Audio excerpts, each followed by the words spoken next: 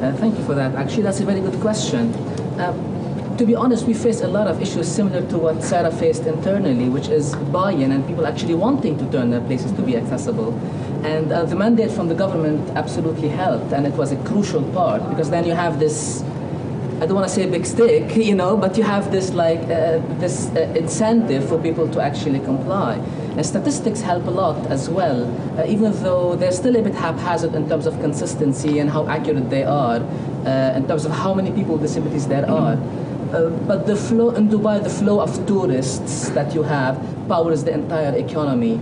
Whether you're a bank, whether you're a company, whether you're a mall, it creates this flow of people that you can say, well, you know what, even though there might not be a lot of people with disabilities in the UAE, from the statistics you've got access to, however, there's a huge market out there of people who could potentially come in, especially when you think about aging populations in the West, for example. And now the UAE has a retirement visa.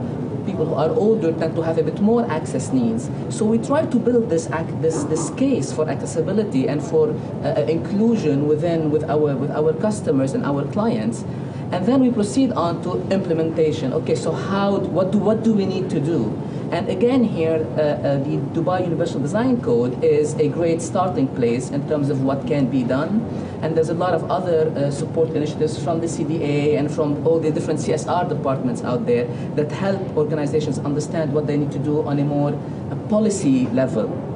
So that's how we normally start, and then we start taking the organization through the requirements of the code.